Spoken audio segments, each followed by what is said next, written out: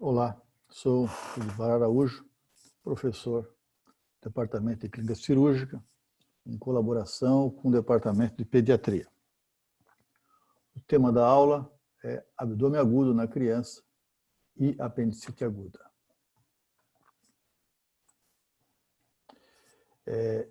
Eu vou anexar esse trabalho para vocês, para que vocês possam ler um pouco mais sobre a doença, uma classificação, é apenas um artigo de apoio. Quando se fala em abdômen agudo, na realidade o conceito que se quer dizer é um quadro abdominal agudo, ou seja, de início súbito.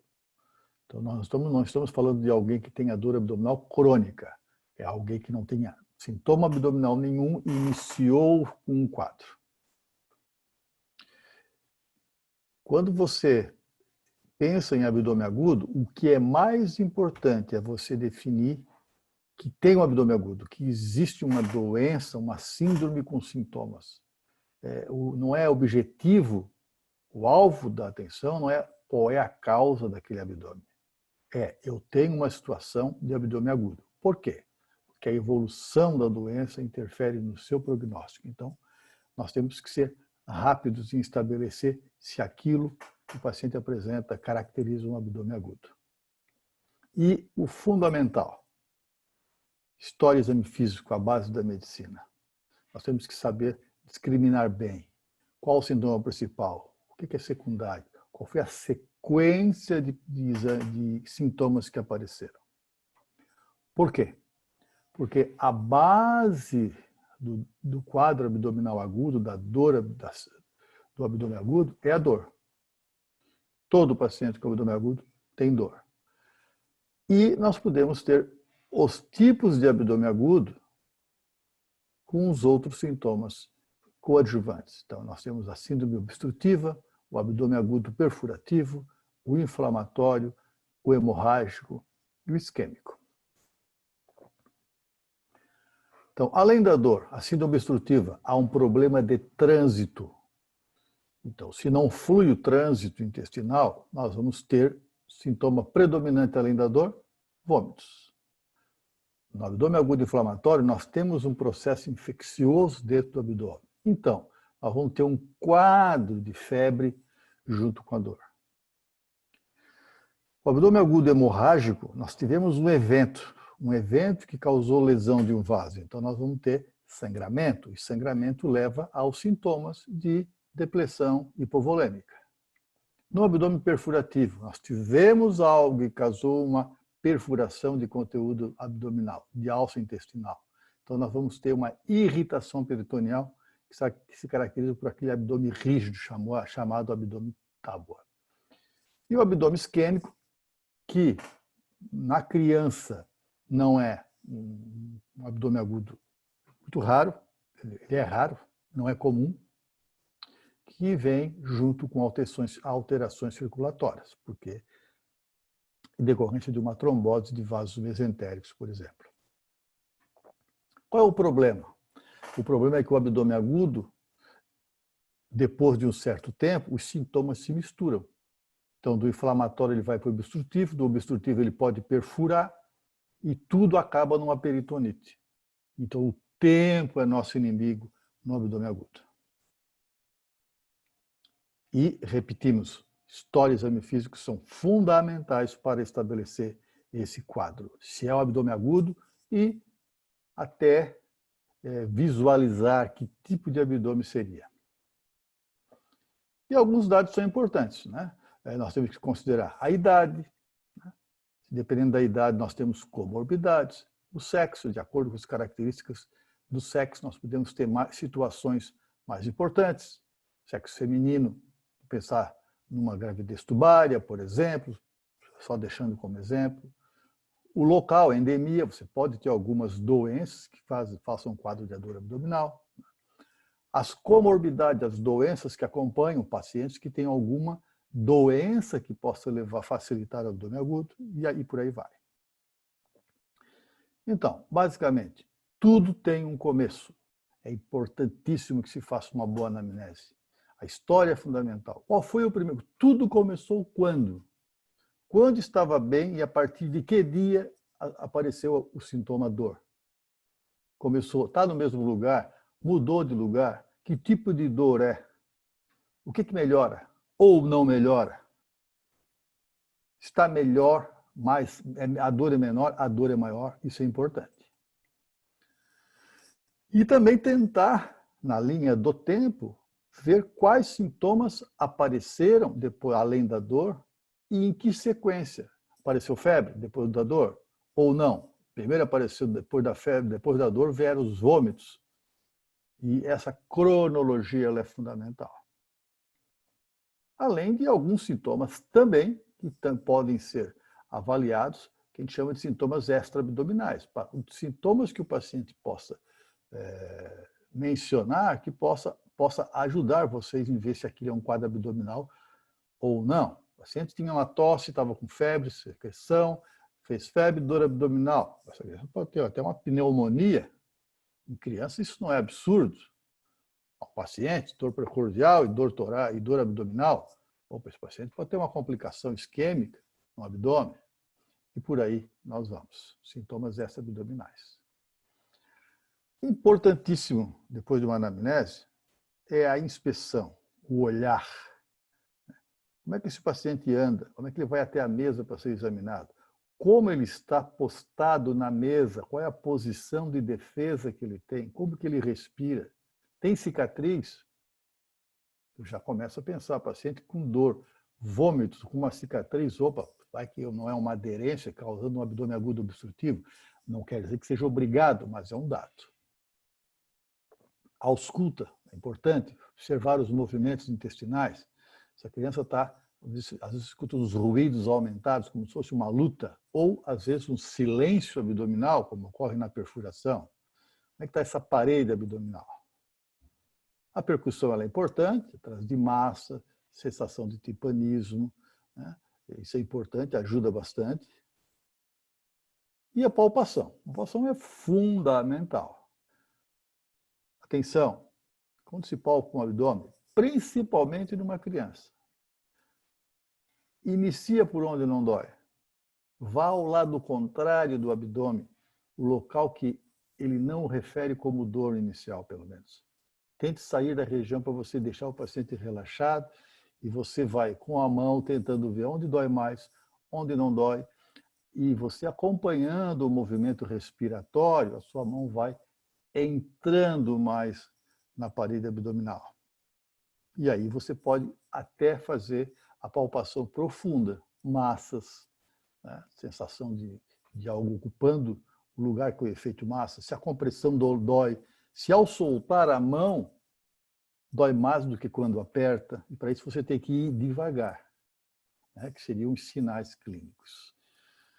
Você pode explorar o psoas, essa posição que esse paciente está, de joelho levantado, ele alivia o relaxamento do psoas. Então, é uma posição que às vezes você consegue trabalhar bem, ou se fica assim voluntariamente. Se você levanta o joelho do paciente e pega o pé, tornozelo, e leva para dentro e para fora a adução e a abdução, e isso dói muito, pode ser uma artrite. Então, são movimentos que você pode usar na sua semiologia. No abdômen agudo inflamatório, nós vamos explorar um pouco isso mais na apendicite, há uma certa característica da dor. Ela vem do lugar, ela pode aumentar de intensidade e mudar o local, que antes era num local específico e depois generalizou. A deambulação é prejudicada, a palpação. Você pode explorar fundo de saco através do toque retal. A dor no abdômen inflamatório, depois aparece o vômito também, começa com náusea, depois é um reflexo, e mais tarde, como eu falei, que as coisas se complicam, aí o vômito tem várias causas. O abdômen agudo inflamatório, a febre, como nós falamos lá atrás, ela é muito, é o coadjuvante, digamos, mais importante que acompanha a dor. E nós podemos ter várias outros sintomas de acordo com o tempo de início da doença. Já no abdômen agudo obstrutivo, nós temos um impedimento do trânsito intestinal. Então é natural que essa dor ela seja diferente. O intestino vai lutar contra aquela obstrução, então ele vai ter cólica. O vômito começa com náusea, pela cólica, e depois pela parada de trânsito, eles começam a ser alimentares, né, come e vomita, e até, se for uma obstrução baixa, com um grande tempo de evolução, nós vamos ter os vômitos fecaloides. E aí nós vamos para a semiologia do vômito. Um vômito que não tem bile, opa, que apareceu muito cedo, é uma obstrução alta. Um vômito que é bilioso, opa, não é, e não apareceu tão cedo, geralmente, é uma coisa abaixo, é algum problema abaixo do duodeno. Se o vômito é fecaloide, isso é bem lá embaixo. E a distensão também. Grandes distensões no início do quadro são obstruções muito baixas. O paciente que está vomitando e não distende, ou teria que, se eu pensar em obstrução, tem que pensar numa opção alta. E nós vamos encaixando os dados. A distensão abdominal, eu já falei, me adiantei, opção alta, tem que pensar em uma distensão alta, eu vou pensar numa obstrução que está do duodeno, o jejum proximal, uma distensão generalizada, dor, começou a vomitar e distendeu muito rápido, a obstrução é mais baixa. A ausculta, os ruídos de luta são metálicos, né? E também um obstrutivo, como existe cólica, a pessoa depois para de haver eliminação de fezes e gases. Então, isso é um conjunto, né, das principais causas de abdômen agudo, todos têm dor, com a predominância de sintomas em cada tipo de abdômen agudo, com dado, que eu já falei 2 vezes, né?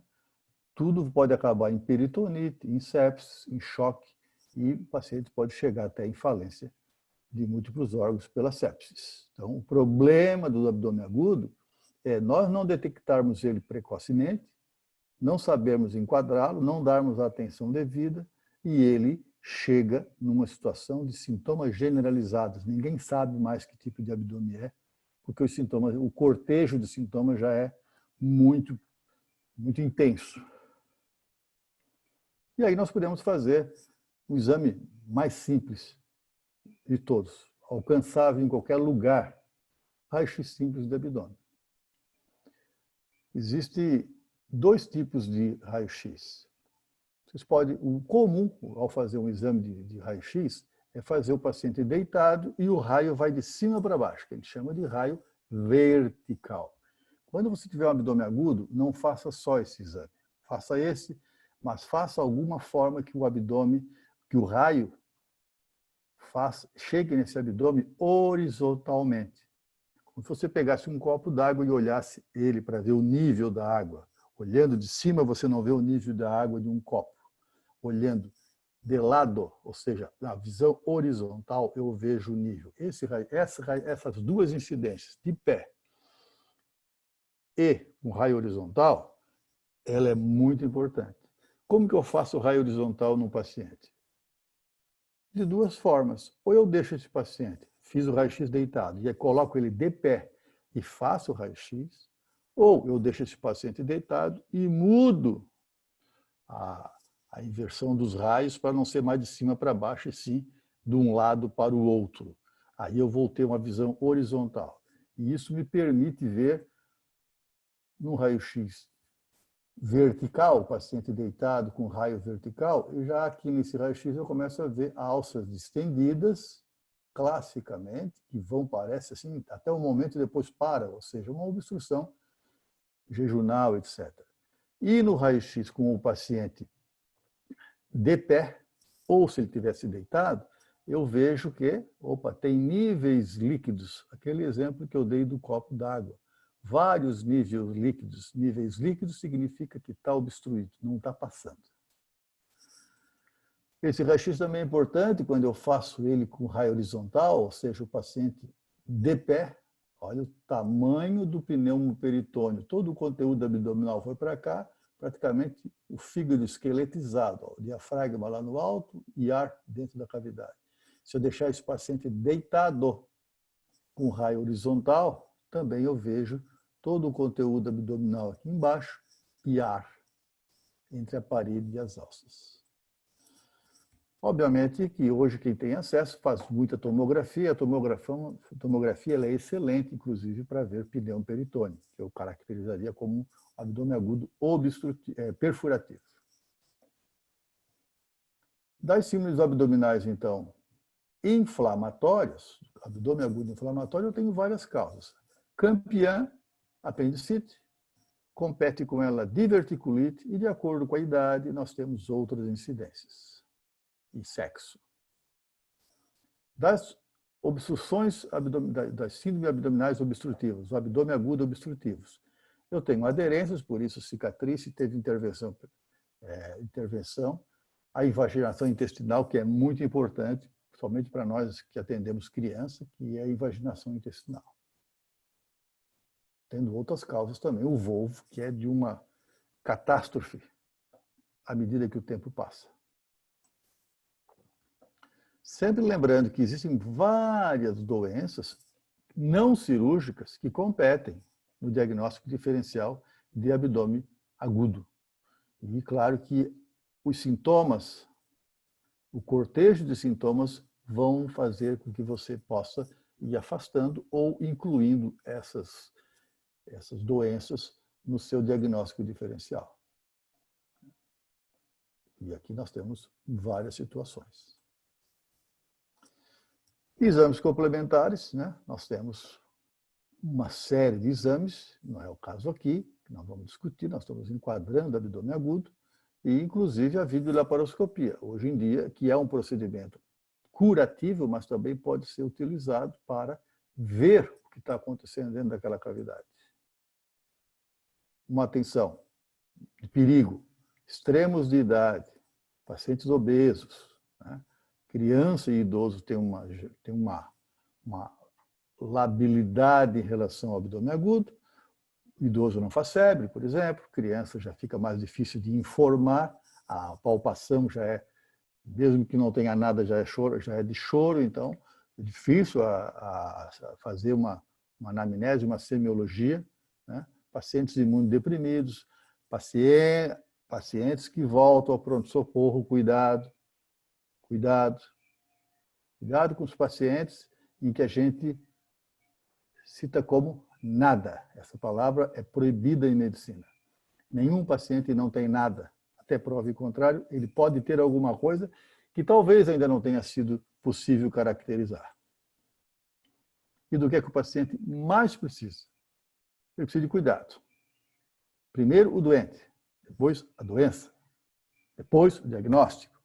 Então, se esse paciente está com dor, se esse paciente está vomitando, vamos tratar dessa pessoa. Se o paciente está com dor abdominal, o paciente está caracterizado, se o paciente tem um abdômen agudo, eu tenho que, enquanto eu estou pensando no que fazer em diagnóstico diferencial, eu posso ir repondo volemia, eu posso fazer uma hidratação, procurar por distúrbios, analgesia. O que é que o paciente mais precisa? Precisa do médico. Tem que ter médico. Principalmente, lembrar que doença cirúrgica também não é cirurgia imediata. Não é porque eu tenho dor abdominal, suspeita de cirurgia, que eu preciso do cirurgião. Depois que eu tenho dor abdômen agudo, caracterizado, escarrado, é um abdômen agudo, precisa de procedimento cirúrgico, tempo. Vamos preparar esse paciente. Eu não tenho que sair correndo com o paciente, excetuando situações, abdômen agudo hemorrágico, né, uma isquemia. Mas todo paciente precisa ver o que é preciso. Ele tem que chegar no centro cirúrgico compensado da melhor forma possível. Então, isso é muito importante. Preparar o doente para o procedimento. Eu já tive colega médico que morreu com diagnóstico de apendicite porque vomitou e aspirou antes da cirurgia no centro cirúrgico. Ou seja, não foi feito o preparo adequado. Como nós estamos falando de abdômen agudo na criança, o carro-chefe, foi falado, é apendicite. Então, vamos dar uma aprofundada no diagnóstico de apendicite. É a doença cirúrgica de emergência mais comum no mundo, né? Há uma incidência de segunda e terceira década, um predomínio de sexo muito pequeno, é raro em idades extremas, por isso que é difícil o diagnóstico. Não dá para pensar numa dor abdominal de uma criança de 1 ano em apendicite. E você vai excluindo outras coisas. Né? E nessas idades, como eu falei que velho não faz febre, às vezes não tem nem dor, o abdômen está flácido, você demora, e aí fica a incidência maior de mortalidade. Como é que começa a apendicite? Imaginem essa biruta. Imagine que essa biruta não tem saída para o ar. Então, tudo que entra... Esse é o apêndice. Tudo que entra no apêndice sai. Entra, sai. Se eu tiver em algum momento um fecalito que obstrua, eu começo a ter um fenômeno de obstrução de luz. Depois aumenta a secreção e aí esse apêndice dilata. Aí eu vou ter já como sintoma náusea. Eu vou ter edema, isquemia, proliferação bacteriana, começa a febre. Eu posso ter necrose e perfuração. Eu começo a ter sintomas de abdômen agudo perfurativo, peritonite, bloqueio de alça, as alças vão para lá bloquear, começa a ter angulação de alça e começa a ter um fenômeno até obstrutivo. Então, é uma sequência, e por isso que existe, inclusive, uma classificação que é citado lá no trabalho só como ilustração, como apoio, como eu falei, os tipos de apêndice. Simples, depois supurativa, depois gangrenosa e depois perfurada. Claro que, de acordo com o momento que eu opero esse paciente, essa criança, eu vou ter uma recuperação, vou ter um abdômen mais ou menos comprometido, um pós-operatório melhor ou pior. O quadro clínico. Classicamente, começa com uma dor ao redor do umbigo e depois essa dor começa a ir para a fossa ilíaca direita. Isso é clássico. Em geral, é assim que a dor se caracteriza. Como eu falei, começa depois da dor ter vômito, começa com náusea, porque a luz do apêndice está aumentando porque a secreção não consegue sair, e depois começa a ter uma localização da dor, e aí tem aqueles fenômenos da perfuração de parede, etc. Como a febre começa pela proliferação bacteriana dentro da luz, não é uma febre alta. Não é uma febre de 40, 39,5. Não esperem isso no apendicite, é raro. A febre geralmente é de níveis que caracterizam febre, mas não de alta intensidade. Eu posso ter outros sintomas juntos. Eu posso ter dor para urinar, posso ter diarreia, né? Eu posso ter, de acordo com a posição do apêndice, eu posso ter problemas de sintomas diferentes. A dificuldade da deambulação é quase que também acompanha, porque como o apêndice fica lá atrás, perto do psoas, nós para andarmos, para nos ficarmos de pé, nós utilizamos a musculatura. Então, essa musculatura tende a ficar mais parada por causa da dor. E essa flexão da perna também é comum. A flexão no sentido de esticar e encolher a perna, não aquela da rotação da perna, da coxa que eu estou falando. A anamnese, então, envolve a dor, como começou, para onde passou, é toda aquela evolução que nós falamos. No exame físico, é característico, você vai conversando com o paciente, coloca a mão na fossa ilíaca direita, se possível, onde é a localização dele, vai conversando, deixa a criança falar ou explicar, e você vai colocando a mão e tenta ter um curso para dentro do abdômen. E você vê que há uma dor. Se você tira a mão, de repente, não a compressão não pode ser de repente, mas a descompressão pode. E você sente a reação da dor. Se dói mais quando solta a mão, um quadro desse, o quadro de apendicite é muito provável.